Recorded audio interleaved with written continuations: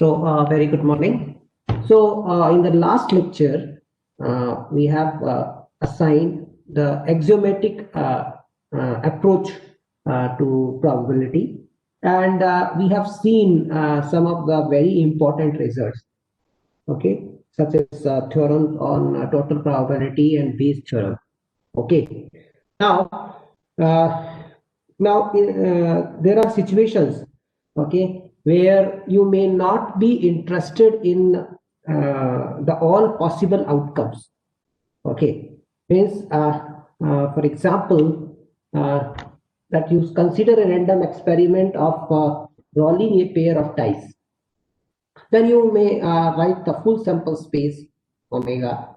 Okay, this first in this I denotes the first the dice shows I and another dice is shows J. Then you write down all the possible pairs in a set that will form a sample space. And there are, you can find, you can assume that the dice is pair, it's not a biased one. Okay, so we may not be interested in these pairs. Maybe we are, many times we will be interested in the sum of the values obtained after rolling a pair of dice. Okay, so in these situations, what we can do is, instead of working with the sample space, we can define a real valued function. So we can assign some values to each event. Okay, so some real values. So they may be arbitrary. So that can be that is non-unique, you can say. Okay, so somebody else may have different assignment for the event, and somebody else having the different assignment, okay, to each event. Okay, right. So that's why it's we are going to attach a name to that function is random variable. Okay, that is a random. Okay, right.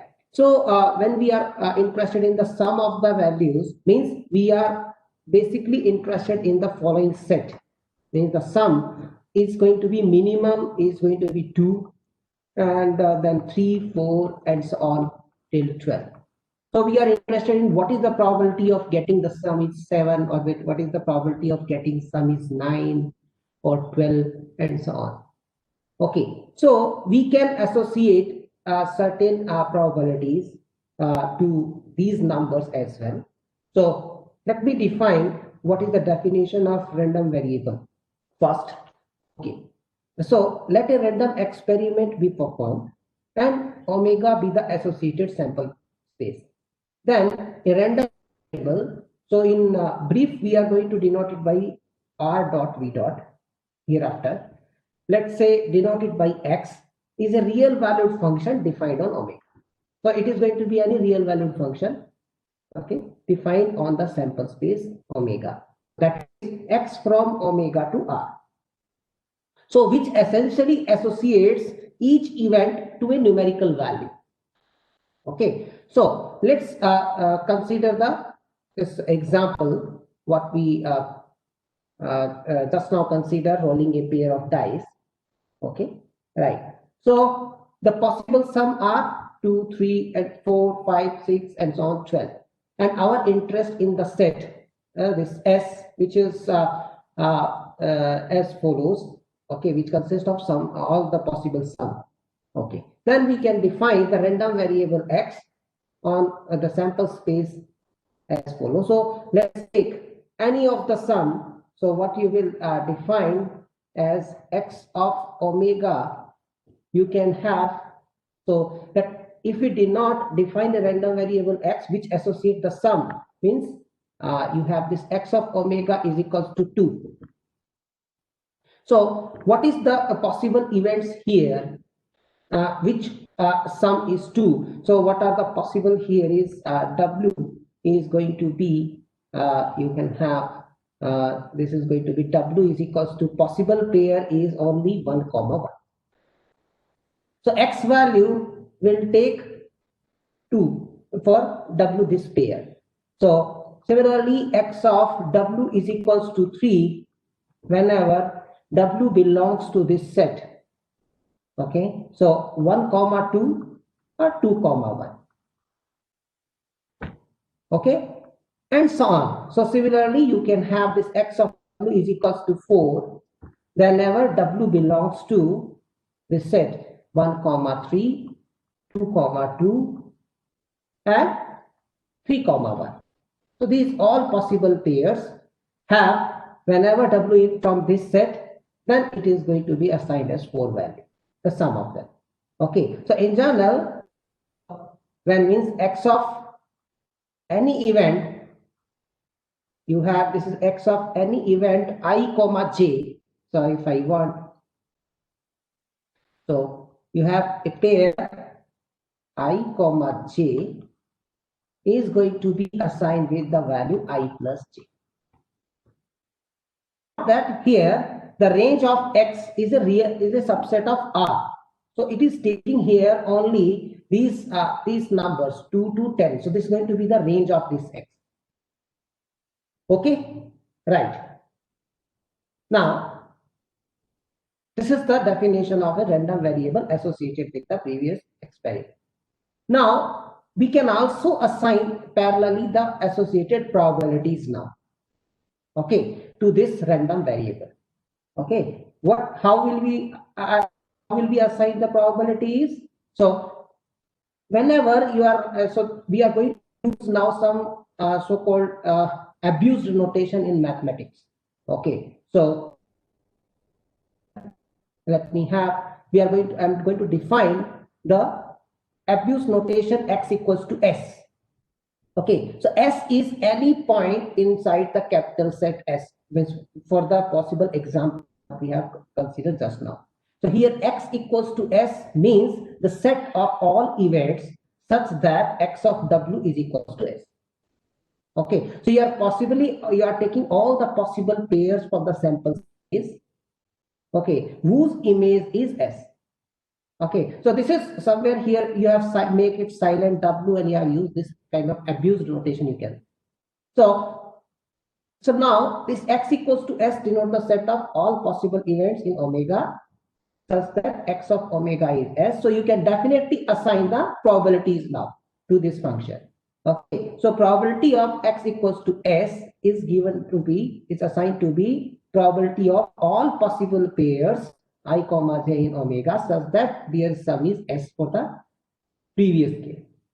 Okay, so what we obtain is, you are going to obtain the following. So if you are going to assign the probabilities now here, so what will be the probability of x equals to 2, what will be the probability of x equals to 3, what will be the probability of x equals to 4, and so on. Okay, now if you look at here, so we are considering a pair dice. Okay, so the outcomes are equally likely, we are assuming that. Okay, so a single pair is having the probability is 1 by 6. So I can definitely associate probability of x equals to 2 is equals to 1 by 36. Is equals to 1 by 36. This implies probability of x equals to 3 by following the definition, that's going to be either 1 comma 2 or w comma 1. So they are mutually exclusive, right? Okay, so you can use the that countable infinite additivity property. Okay, so that's going to be probability of getting 1 comma 2 plus probability of getting 2 comma 1. So that's going to be 2 by 36. Similarly, probability of x equals to 4 will give you, so either 1 comma 3 or 2 comma 2 or 3 comma 1. Okay, so each has associated probabilities 1 by 36. So total is 3 by 36. Okay, right, and so on. Okay, so similarly you can associate the probability for x equals to 5, x equals to 6, and so on, x equals to 12. Okay, right. So here is all the listed here. So probability of x equals to 2 is 1 by 36, x equals to 3 is 2 by 36, x equals to 4 is 3 by 36, and so on. And here is x equals to 7 to x equals to 12. Means you are associating the sum of all possible pairs whose sum is 7. So if you consider this example, this probability of x equals to 7 is 6 by 56. So not that we have considered the x is a random variable, denotes the sum of the values. Okay. So what are the possible pairs for getting sum 7? You note it down. Okay, write it down, and you can find out there are six numbers, six elements. Okay, from the sample space out of 36. So 6 by 36 is the total probability for that, and so on. Okay, so this will be the associated probabilities for the random variable x. Okay, so you may be interested in the another type of random variable, means like x denotes the random variable where the sum is at least, I can say, some 3 or 4. Okay, that also possible. Okay, so you can define, that means you can work with respect to the problem. Okay, let's consider okay, so also note that probability of, so if you have associated the probability to each values of this set S, so your S is 2, 3 and so on till 12. So you have associated the probability to each values now, 2, 3 and so on 12. And if you sum up all these probabilities, that is going to be 1. This will actually constitute a full sample space. And these all events are again mutually exclusive, because getting sum 2 and getting sum 3, they are mutually exclusive. But getting sum 7, getting sum 8 or getting sum 12 is mutually exclusive.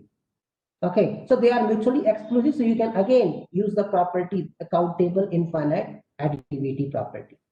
Okay, whenever the events are mutually exclusive, so their union probability can be obtained by taking their individual sum. Okay, so this is what is happening here. So probability of the sample space S is equals to probability of union of I equals to 2 to 12. So of x equals to I, all the possible events. So you can write S in this notation as well.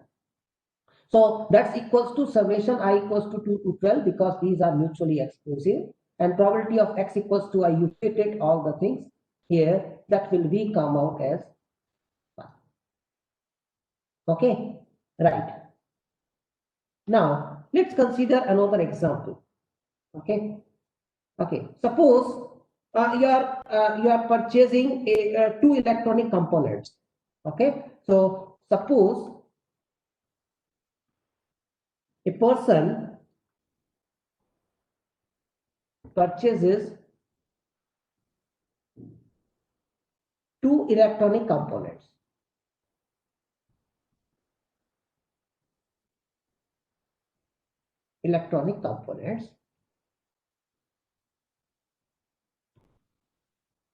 Okay, each of which, let's say, each of which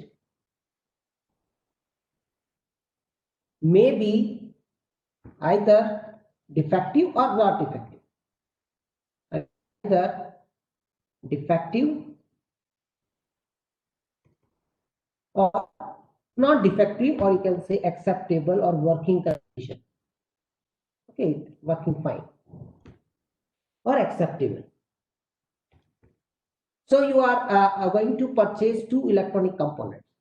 Okay, so let's denote the defective item by D. Okay, if it is defective, we denote it by D, and if it is acceptable, is working is A.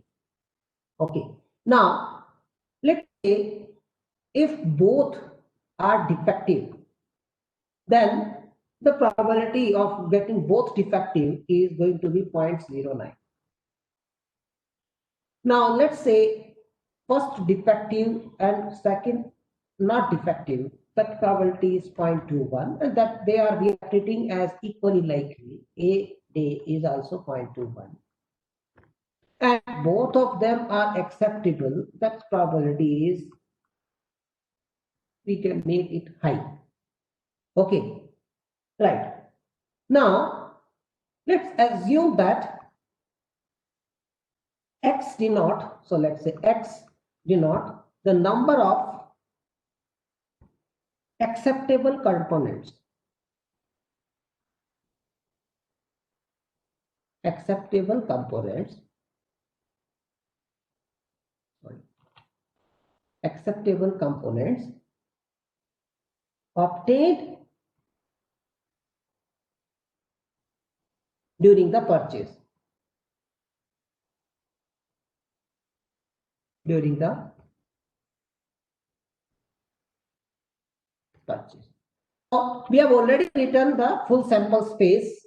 Okay, means either both defective, one of them will be defective, is first defective, second acceptable, first acceptable, second defective, or both are acceptable. We have written the full sample space.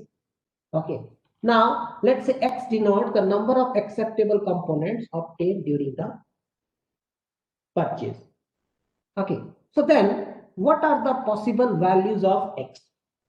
Okay. This is a random experiment you can consider, because you may go to the purchase, then means, and you come back, and then again you will purchase and come back, and so on. You can make it like an experiment here. Okay, so this can be a random experiment. So we are not worried much about that. Okay, so this is a random experiment. Okay, and a random experiment followed by a purchase. Okay, of two components. Now, so X X is a random variable which denotes the number of acceptable components obtained during the purchase. So X can take any value. So there may be either no, means 0. Okay, 0 acceptable components. Okay, maybe 1 or maybe 2. So the range of X, you can say, will fall into either in this set. Either it will be no acceptable component only, or 1, or both of them. Okay, so X, so you can you can consider this as a set S, which is, we are going to denote it by like X of omega. So I hope you are comfortable with this notation as well, because X of omega denotes the range of this. Okay, right. Now you can also associate the probability to each. So probability of X equals to 0. What is the meaning of X equals to 0? Means no acceptable component. Okay, means both of them are 0.09. So that's going to be 0.09. Probability of X equals to 1 means at least one of them is, not at least.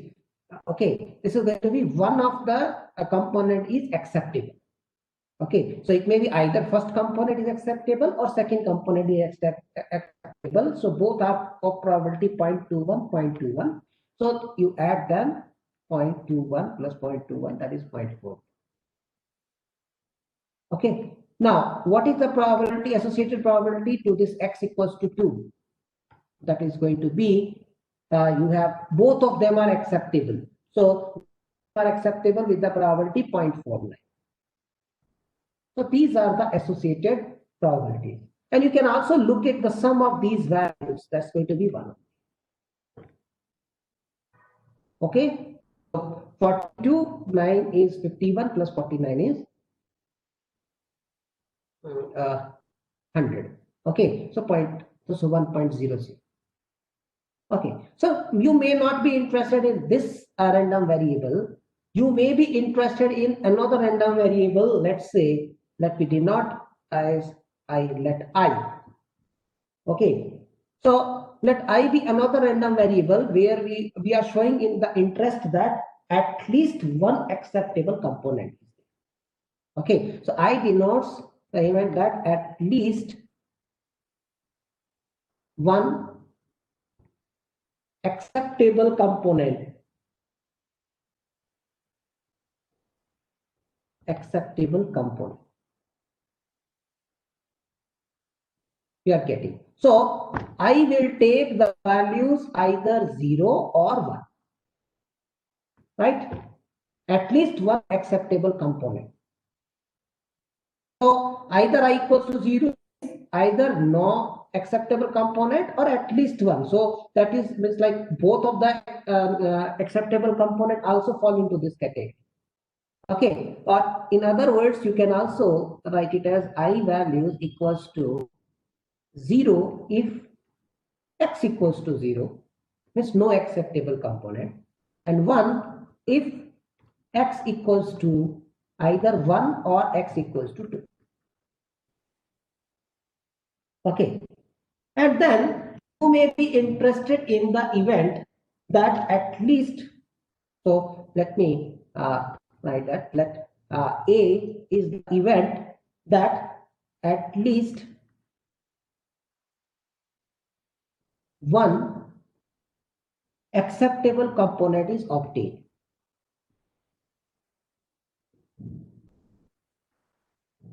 Component is obtained. So then this I, okay, this has some specific name here. Okay, so this I will be like a switch off or switch on, means either the event occurs or does not occur. So this I will tell is I is also known as an indicator random variable for this event A. Okay, because it will either I is equals to 1 or 0 depending upon whether A occurs or not. So this I random variable has specific name known as indicator random variable. Okay, so I is called indicator random variable for A. So because it will tell you either A occurs or does not occur. Okay, so it is also known as indicator random. So certainly you can attach the probability of this for this random variable as well. Probability of I is equals to 0 is same as probability of x equals to 0, and probability of x equals to 0 is 0.09, and probability of I is equals to 1 is equals to probability of x equals to 1 or x equals to 2. Okay, so both of the events are mutually exclusive. So you have the sum of 0.42 plus 0.49. So that's going to be 0.91.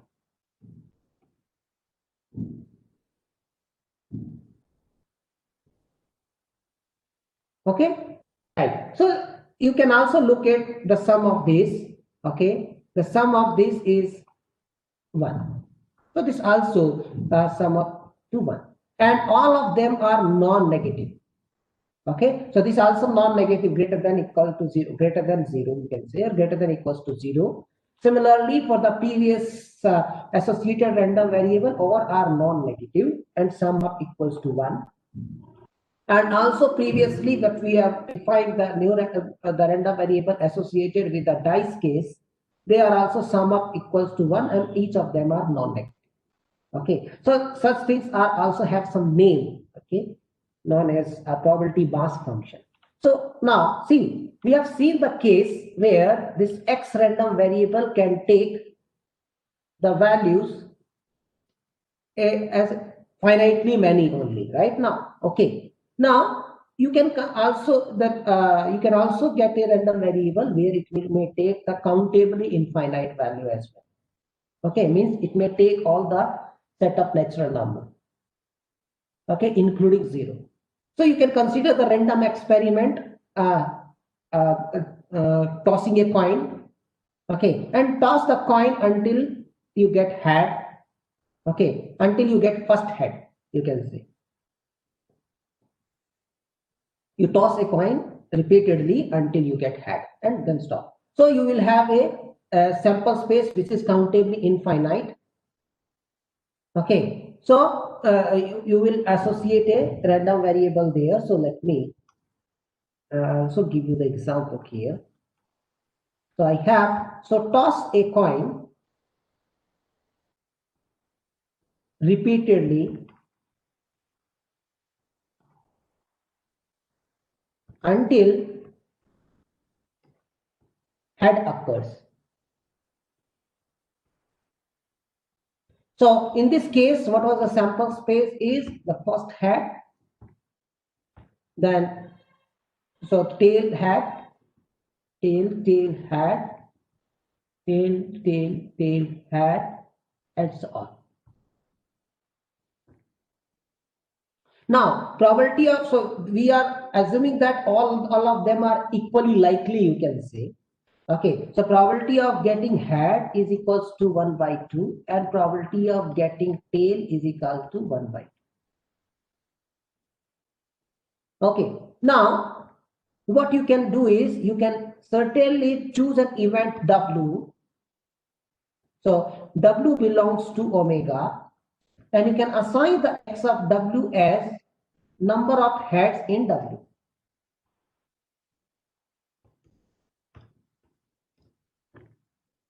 Okay, so what are the values x can take? Either 1 head, 2 head, number of tails. Okay, so it will take a number of tails in W. Number of tails in W. So that will be certainly belongs to first, so 0, 1, 2, 3, and so on. So set of natural number union 0. This again is a countable set. Okay. So probability of getting none of the tail is 1 by 2. So x equals to 0 means no tail. So probability of x equals to 0 is no tail means head. So that is 1 by 2. Probability of x equals to 1 is 1 tail. That is going to be getting this event tail into head, right? So 1 by 2 into 1 by 2, that is 1 by 2 square.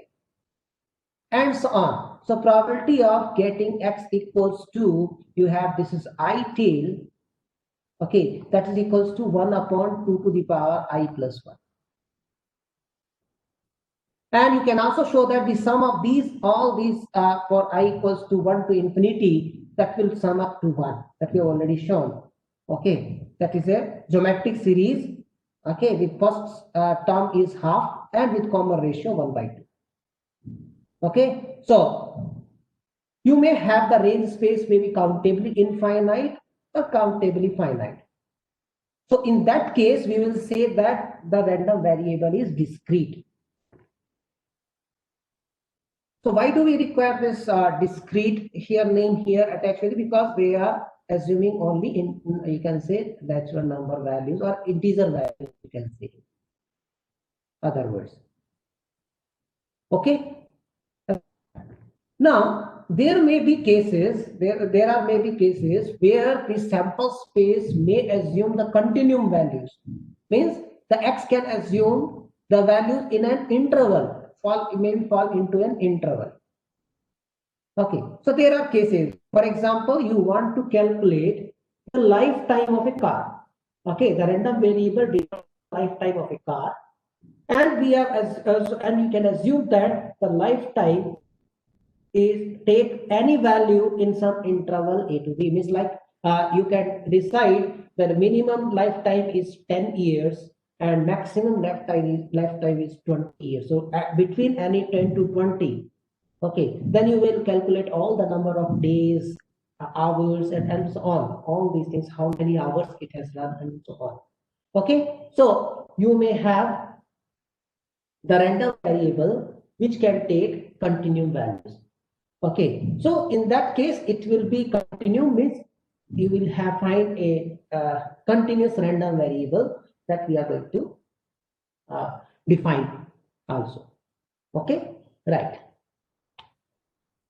So we have already mentioned that a random variable whose range x of omega, which we have denoted, is either a finite set or possibly a countably infinite set, is called a discrete random variable. Note that for this discrete random variable, you have associated probabilities, okay, for each values, and their sum is equals to 1. Okay, keep in that mind. And there also does exist random variable that take on a continuum of possible values. For we have given the example of a lifetime of car. Okay. Now we are now going to define a function which is very important, which is known as cumulative distribution function. In short, we also call it as CDF. Okay, which we are going to denote it by capital F because of some meaning here, so that will be soon clear. And with suffix X means it denotes the dependence on the random variable.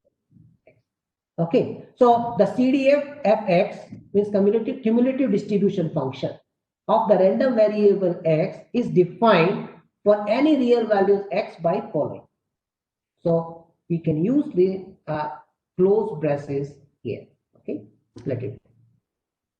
So it gives you the probability what had happened before X, you can say, on or before X. Okay, total assigned probabilities, okay, on or before X. Okay, so that this behaves differently in case of discrete and in case of continuous random variable, so that we are going to also look. Essentially, this is defined on the set of real number to the set of 0, 1. So see, because this is going to give you the assigned probability now. So probability could be could be 0 and maximum is 1. So it will be definitely it's justified here that Fx is a function defined on R to 0, 1. So for any value of X in R, you can assign this probability. Okay. So let's find out the cumulative distribution function for the above example. Okay, right. So write the CDF for the random variable defined in example 1 means where we have, you can mention here, rolling 2 dice. Okay, where we were looking at the sum of the values. So if you go back and check, so what is Fx of X? The definition, the CDF of X will be, by definition, is going to be Fx of X is equals to probability of X less than equals to. Okay, now since it is a discrete case, okay, so X less than equals to probability of X less than equals to X. So let me just rub it here and let me give you some example and then you may be very clear about it. So let's say, so what are these X values?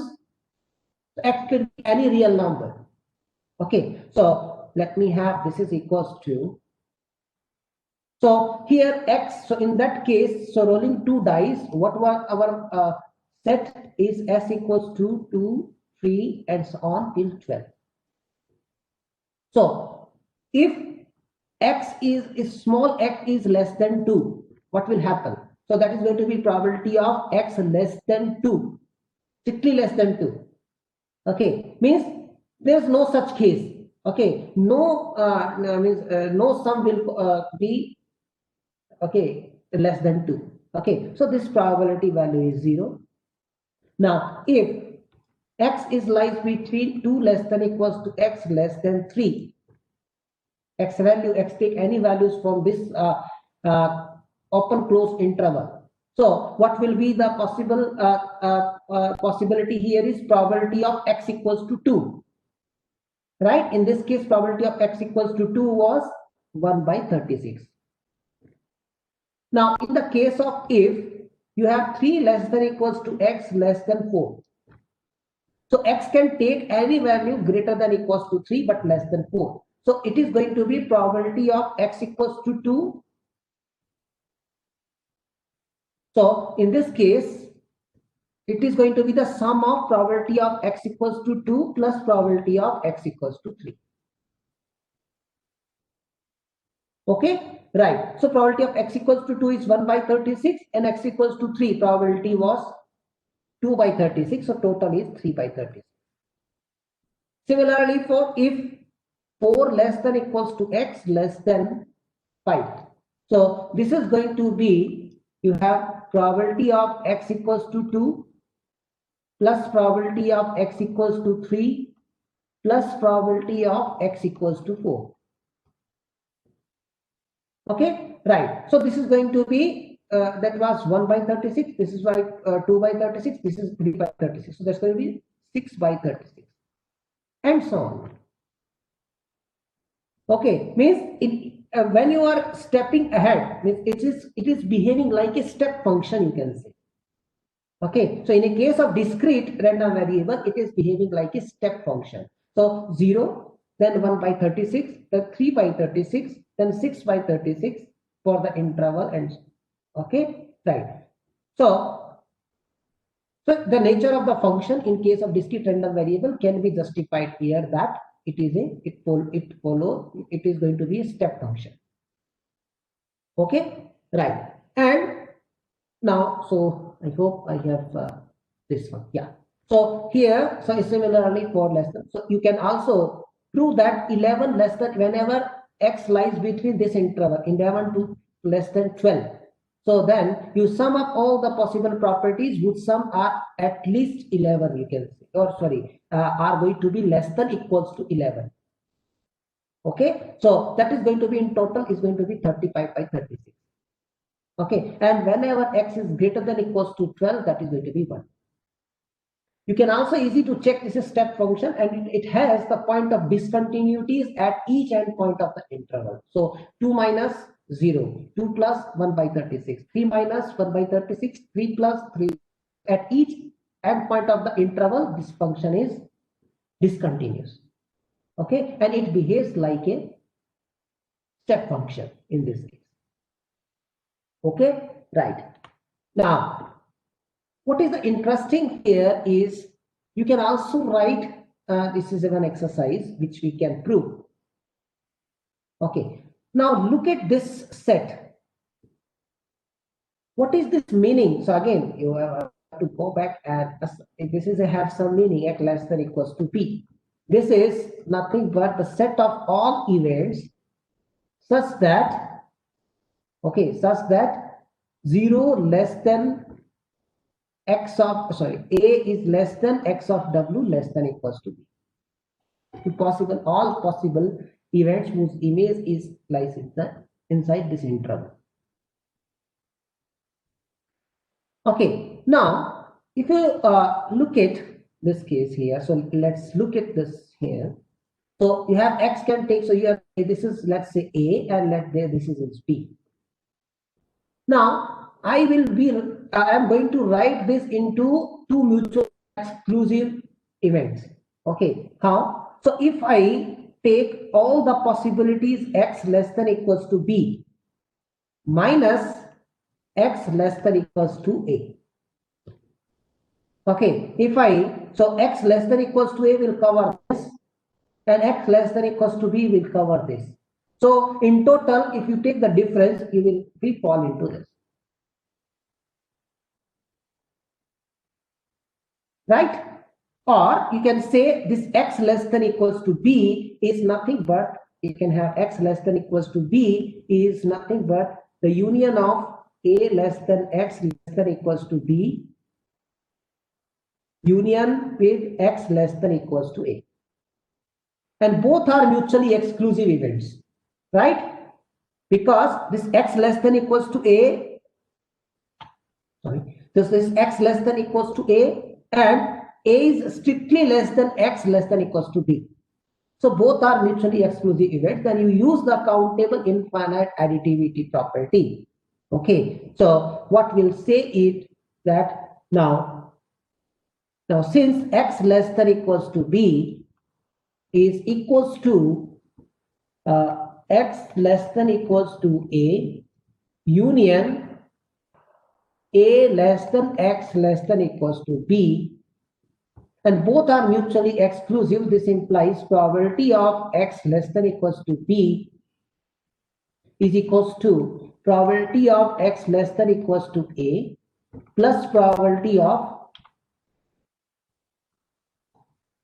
a less than x less than equals to b, and this will give you certainly probability of a less than x less than equals to b is equals to probability of x less than equals to b minus probability of x less than equals to a, and these are nothing but fx at b minus fx at a. So if you know the distribution function, cumulative distribution function, or simply is also known as distribution function. Okay, then whenever you have x values in this, you want to find the probabilities of such value of x which lies inside this interval, a open, a b close, then it can be identified by them. Okay. Now, let's consider one example. So let x be a random variable whose cumulative distribution function is this. So not that this function is continuous. So it cannot be a part of discrete random variable, that's so sure. Okay, it is not a part of discrete random variable, it is going to be a part of continuous random variable. Okay, now, but we know what is the definition of fx of x, because when we define the definition of this cumulative distribution function, we have not assigned anything to x. Okay, we have not distinguished that this is a discrete random variable or continuous random variable. Still, this function is probability of x less than equals to. Okay, right. Now, so now you are interested in finding the probability of x greater than 1. Okay, so I can certainly write the following. So probability of x greater than 1, I can certainly write that's going to be 1 minus probability of x less than equals to.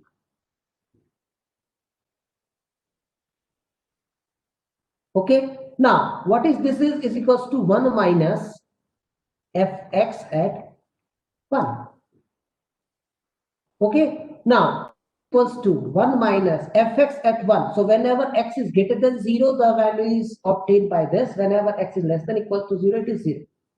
So when x is equals to 1, what is the value? 1 minus e to the power minus 1 square. So this is 1 minus e to the power minus 1. So that is going to be e to the power minus 1. Okay, so when you know the cumulative distribution function, you can directly identify the value of this probability of x greater than 1. Okay, similarly, you can go with the x lies between 1 to 2. Okay, right. So you can also find, so probability of 1 less than x less than equals to 2. Just now we have seen that that is equals to fx at b minus fx at a. So that is going to be fx at 2 minus fx at 1. So that is equals to 1 minus e to the power minus 4 minus 1 minus e to the power minus 1. Just follow the definition. Replace x by 2. Okay, right. So that is going to be, so 1 will get cancelled. So you will get is e to the power minus 1 minus e to the power minus 1. Now you can attach the numerical values to it. Okay, right. Now let's now define the types of random variable.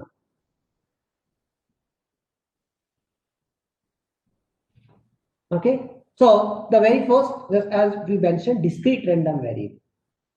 So a random variable x is called discrete if its range is either finite or countably infinite.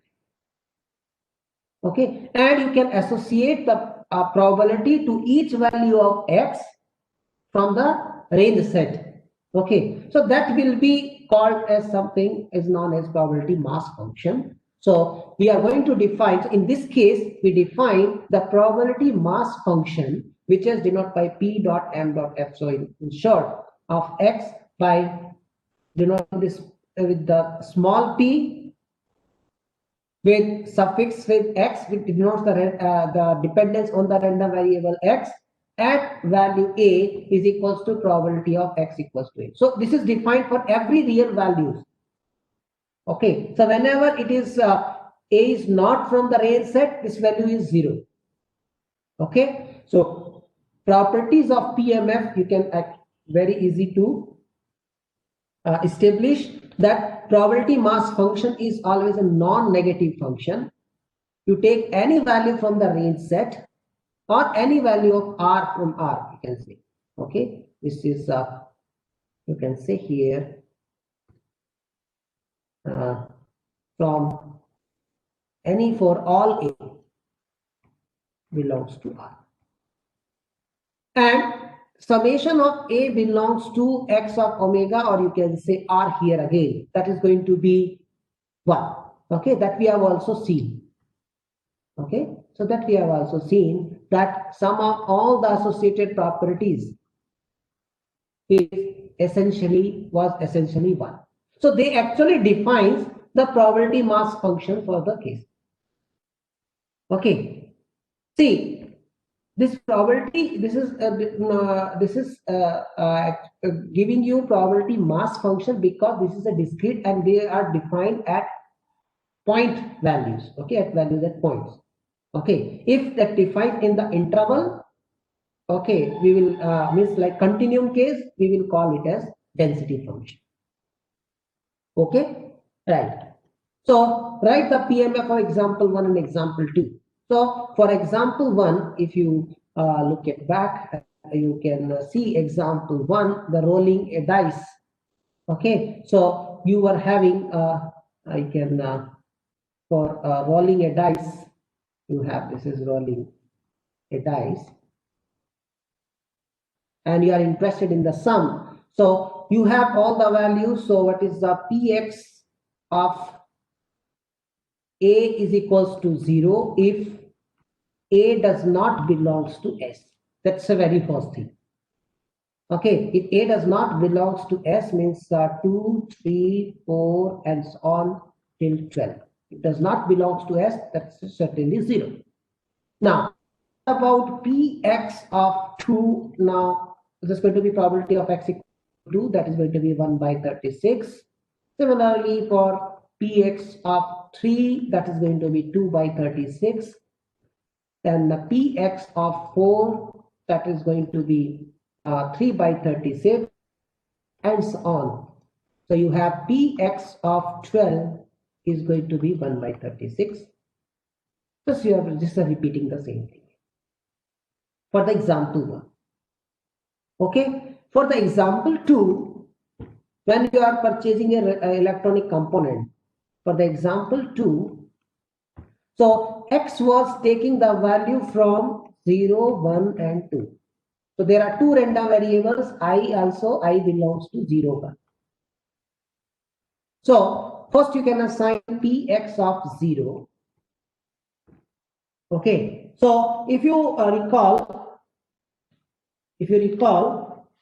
the what is the Px, what was the Px 0 is probability of x equals to 0 means both are defective, means 0.09 was there. What is Px of 1? That is going to be means x equals to 1 means at least one is acceptable. Sorry, one of them is acceptable. Okay, not at least. At least is associated with the another random variable I. So it is one of the component is acceptable. So that is going to be 0.21 plus 0.21, that is 0.42.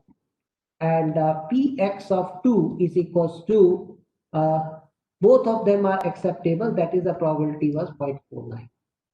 And Px of A is equals to 0 if A does not belongs to this set 0, 1 and 2. Okay, so similarly for this also you can define the probability mass function Pi of 0 means probability of I equals to 0. When will happen is at least, this I was denoting the random variable that at least one acceptable component. So none of the acceptable component with probability again 0.09. And what is for Pi of 1 is means I equals to 1 means at least one acceptable component. So at least 1 or 2. Okay, so that is 0.42 plus 0.49, that is 0.9. So this is the probability mass function. So elsewhere, so this Pi of A is equals to 0 if A does not belongs to this set 0, 1. Okay, right. Now let's let's have one more question here. So let X be a discrete random variable that takes the values 1, 2 or 3. Assume that we know the following. So we know what is the probability mass function at 1 and 2. So at x equals to 1 and at x equals to 2. Then how do we determine the value of the probability mass function of x at 3? And so it is very clear that if x is taking only these values, so it's very clear that Px of x is equals to 0 if x does not belongs to this set 1, 2, or 3. Okay, and now we are going to use the second property of this probability mass function. So which says that summation Px of x is equals to 1 for all x belonging to R.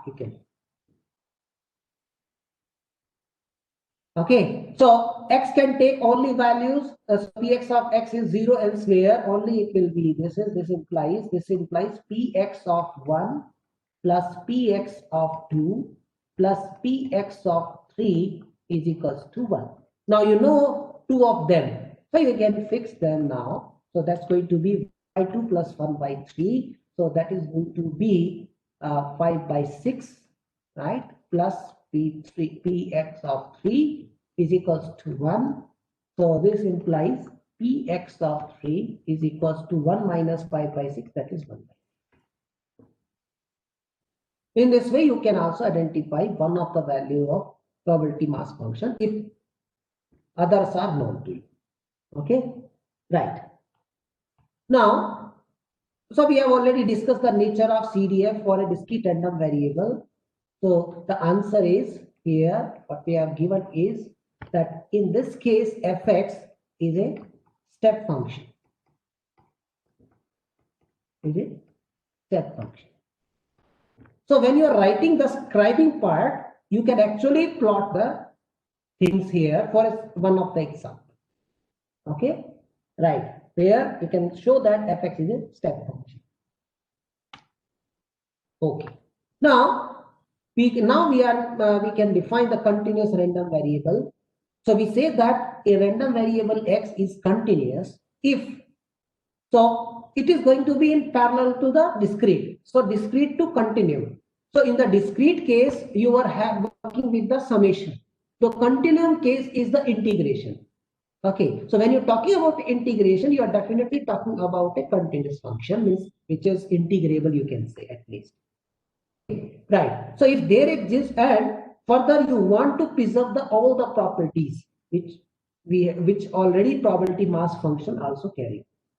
Okay. So what was that? That each probability mass function was non-negative for every value of x in R. So similarly, you have the non-negative function f of x defined for all x in minus infinity on whole R. And further is if you integrate on the full real line, that should be 1. Okay. So having the property that, so it will give you the very straightforward form here. So x belongs to B. So what is B here is, B is a subset of R. You can say any interval. Okay, so B is any subset of R. So probability of x belongs to B is equals to integration over B f of x. And this f of x is known as probability density function. In short, we also denote it by PDF. Okay, right. So if you, instead of B, if you take the whole sample space, that should be 1. Okay, right. So the function f is called the probability density function of x, and properties of PDF are f of x is non-negative for every x in minus infinity to infinity, and the second property is integration minus infinity to infinity f of x dx must be 1. Okay, so if you define, okay, if you identify a function f of x which satisfies these two properties,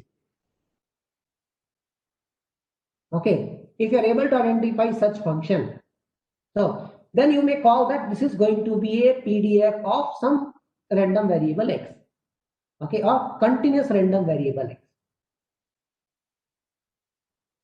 Okay, right. So I think so what we want to define in this case here is we want to define the continuous random variable. Okay, you can, so this is a continuum case of discrete one, you can also imagine.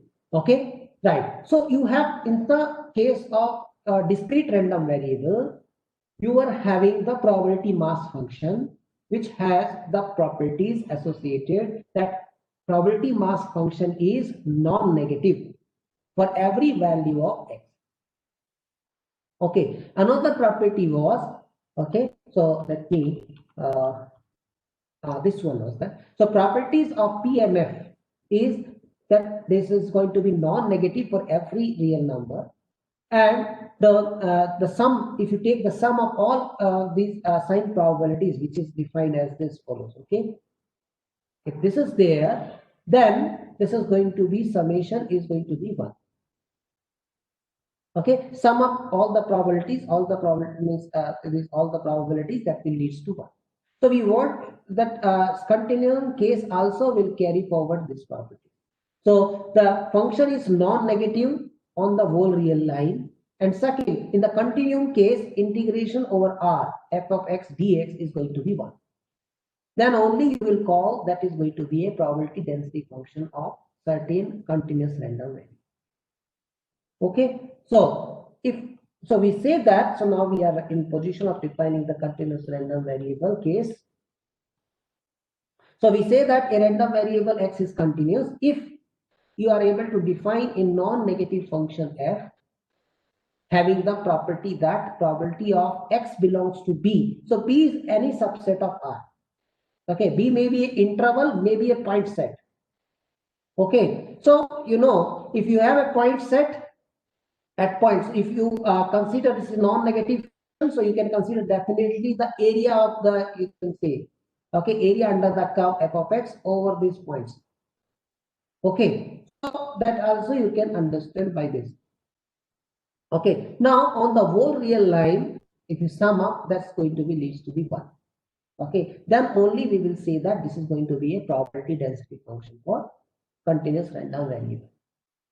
Okay, so this is how a definition of assigning the probabilities here.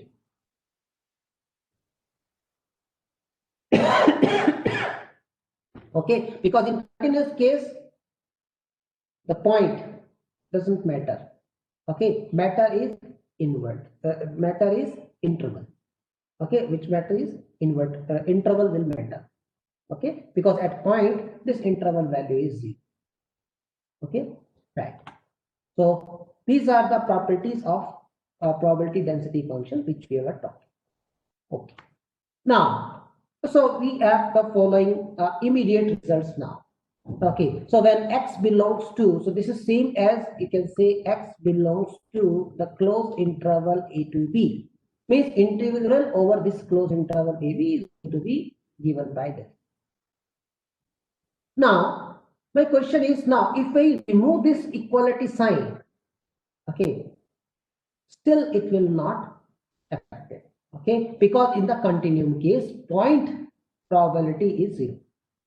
Okay, so this is why whether is here is a is strictly less than or less than equals to, or here also you can, if you remove the equality sign, this area will not be affected. Okay, second thing is, if you go and find the point probabilities in case of continuous random variable, that is going to be 0. When? Because a to a integral a to a, left hand limit or right hand limit are same, that's going to be 0. What is important with this is its relation with the cumulative distribution function, which says that the derivative of this cumulative distribution function is the probability density function itself. Okay, so if you know the cumulative distribution function for a random variable, for a continuous random variable, okay, if it is non-differentiable, suppose it is non-differentiable, then it is not going to be associated with continuous random variable. Okay, so that is very clear. Why? Because if in case of continuous random variable, the cumulative distribution function must be differentiable, and whose derivative is equals to the probability density function. Okay, so if the function, if the cumulative distribution function is not differentiable, it is not going to be associated with the continuous case. So it is necessary to be differentiable. Okay, right? So this can be proved. Okay, fx dash of a is equals to f of a. Okay, so if you recall the definition, what is fx of a is probability of x less than equals to a. And what is this? This is nothing but probability of x belongs to the interval minus infinity to close a, and that is equals to integration minus infinity to a f of x dx. Now this is an improper integral of type 1, okay, where one of the limit is minus infinity. Okay, so what you can do is, so how will you evaluate this? This is going to be fx of a is equals to limit, you can have, this is x tends to infinity, or you can say b tends to infinity, integration b to a f of x dx. You find out this integral and then apply the limit. That will give you the fx of a. Okay, so this is how you will solve for the cumulative distribution function for a continuous random variable.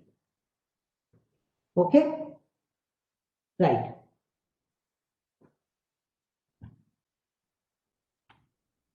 Okay, now let's consider this problem. So let x be a continuous random variable with the following PDF. So it is already given to you that it's a PDF. Okay, means probability density function. Okay, is given by this. So whenever x lies between in the interval 0 to, the value is c times 4x minus 2x square. Otherwise it is 0. Okay, right. So now find the value of c. So how do you identify the c value is? By using the property that integration minus infinity to infinity f of x dx is 1. We are going to assume this.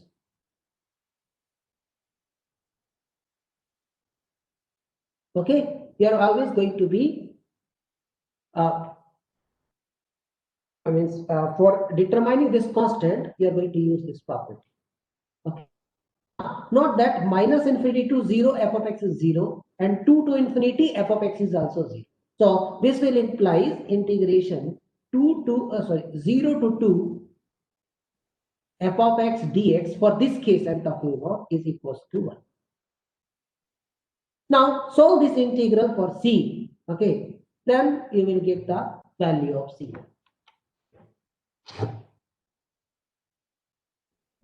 So now this implies integration 0 to 2 f of x dx is equals to 1. Implies integration c times 4x minus 2x square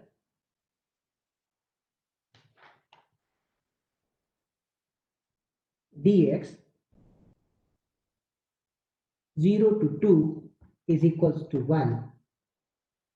So this implies c times 2x square minus 2 by 3x cube 0 to 2 is equals to 1.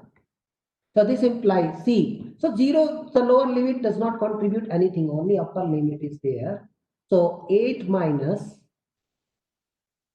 16 by 3 is equals to 1.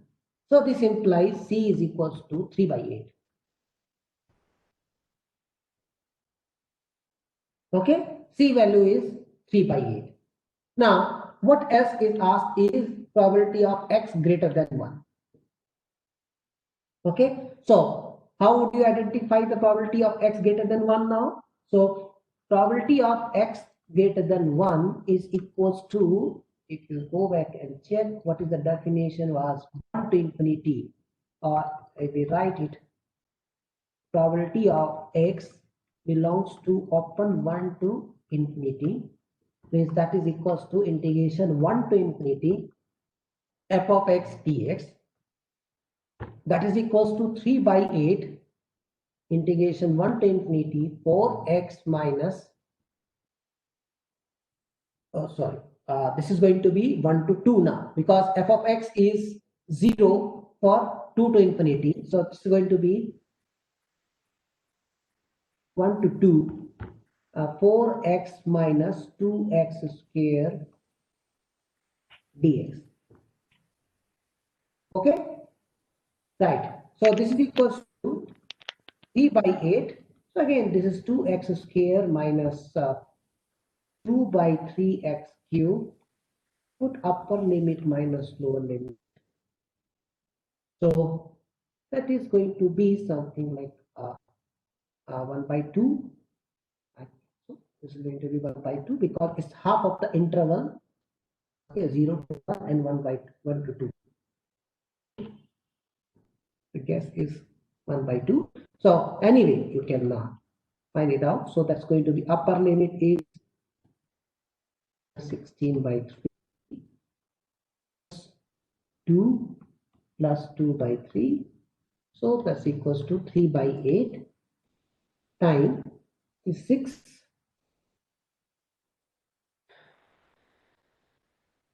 6 minus 14 by 3. 3 by 8 into 4 by 3. Yeah, 1 by 2. So any question is there?